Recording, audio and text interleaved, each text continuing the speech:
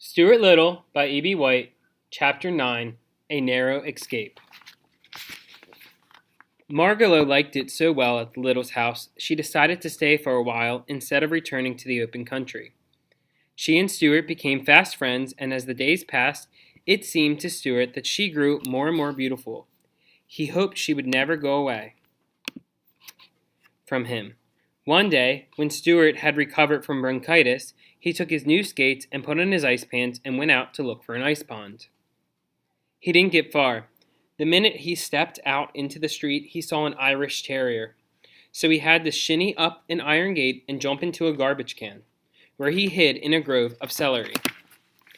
While he was there waiting for the dog to go away, a garbage truck from the Department of Sanitation drove up to the curb and two men picked up the can. Stuart felt himself being hoisted high in the air. He peered over the side and saw that in another instant he had everything in the can would be dumped into the big truck. If I jump now, I'll kill myself, thought Stuart. So he ducked back into the can and waited. The men threw the can with a loud bump into the truck, where another man grabbed it, turned it upside down, and shook everything out. Stuart landed on his head, buried 2 feet deep in wet, slippery garbage. All around him was garbage, smelling strong. Under him, over him, on all 4 sides of him. Garbage. Just an enormous world of garbage and trash and smell. It was a messy spot to be in. He had an egg on his trousers, butter on his cap, gravy on his shirt, orange pulp in his ear, and banana peel wrapped around his waist. Still hanging on to his skates, Stuart tried to make his way up to the surface of the garbage, but the footing was bad.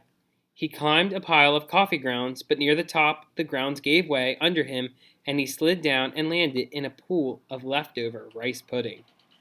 I bet I'm going to be sick to my stomach before I get out of this, said Stuart. He was anxious to work his way up to the top of the pile, because he was afraid of being squashed by the next canload of garbage.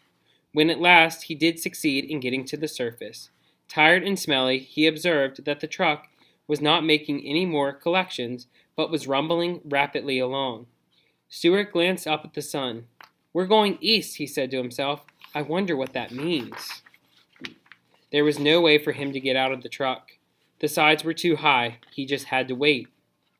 When the truck arrived at the East River, which borders New York City on the east, and which is rather dirty, but useful river, the driver drove out onto the pier, backed up to a garbage scow, and dumped his load. Stuart went crashing and slithered along with everything else and hit his head so hard he fainted and lay quite still, as though dead. He lay there that way for almost an hour, and when he recovered his senses, he looked about him and saw nothing but water. The scow was being towed out to sea. Well, thought Stuart, this is about the worst thing that could happen to anybody. I guess this will be my last ride in this world. For he knew that the garbage would be towed 20 miles out and dumped into the Atlantic Ocean. I guess there's nothing I can do about it, he thought hopelessly. I'll just have to sit here bravely and die like a man. But I wish I didn't have to die with egg on my pants and butter on my cap and gravy on my shirt and orange pulp in my ear and banana peel wrapped around my middle. The thought of death made Stuart sad, and he began to think of his home and of his father and mother and brother and of Margalo and Snowbell, and of how he loved them, all but Snowbell, and of what a pleasant place his home was, especially in the early morning with the light just coming in through the curtains and the household stirring and walking. The tears came into his eyes when he realized that he would never see them again. He was still sobbing when a small voice behind him whispered, Stuart. He looked around through his tears, and there, sitting on a Brussels sprout, was Margalo. Margalo, cried Stuart, how did you get here? Well, said the bird, I was looking out the window this morning when you left home, and I happened to see you get dumped into the garbage truck. So I flew out the window and followed the truck, thinking you might need help. I've never been so glad to see anybody in all my life, said Stuart, but how are you going to help me? I think that if you'll hang on to my feet, said Margalo, I can fly ashore with you. It's worth trying anyway. How much do you weigh? 3 ounces and a half, said Stuart.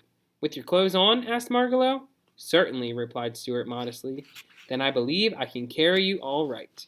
Suppose I get dizzy, said Stuart. "Don't look down," replied Margalo. "Then you don't get dizzy. Suppose I get sick to my stomach?" "You'll just have to be sick," the bird replied. "Anything is better than death." "Yes, that's true," Stuart agreed. "Hang on, then. We may as well get started." Stuart tucked his skates into his shirt, stepped gingerly onto a tuft of lettuce, and took a firm grip on Margalo's ankles. "All ready," he cried. With a flutter of wings, Margalo rose into the sky, carrying Stuart along, and together they flew out over the ocean and headed toward home. "Whew," said Margalo when they were high in the air. "You smell awful, Stuart." "I know I do," he replied gloomingly. "I hope it isn't making you feel bad." "I can hardly breathe," she answered, "and my heart is pounding in my breast. Isn't there something you could drop to make yourself lighter?" "Well, I could drop the ice skate," said Stuart. "Goodness me," the little bird cried. "I didn't know you had skates hidden in your shirt. Toss those heavy skates away quickly, or we will both come down in the ocean and perish." Stuart threw his skates away and watched them fall down, down, till they disappeared in the gray waves below. "That's better," said Margalo. "Now we're all right. I can already see the towers and chimneys of New York." 15 minutes later, in they flew through the open window of the Littles' living room and landed on the Boston Fern. Mrs. Little, who had left the window up when she missed Margalo, was glad to see them back, for she was beginning to worry. When she heard what had happened and how near she had come to losing her son, she took Stuart in her hand, even though his clothes smelled nasty, and kissed him. Then she sent him upstairs to take a bath and sent George out to take Stuart's clothes to the cleaner.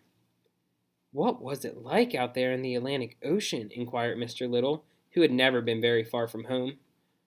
So Stuart and Margalo told them all about the ocean and the gray waves curling with white crests, and the gulls in the sky, and the channel buoys, and the ships, and the tugs, and the wind making a sound in your ear. Mr. Little sighed and said someday he hoped to get away from business long enough to see all those fine things.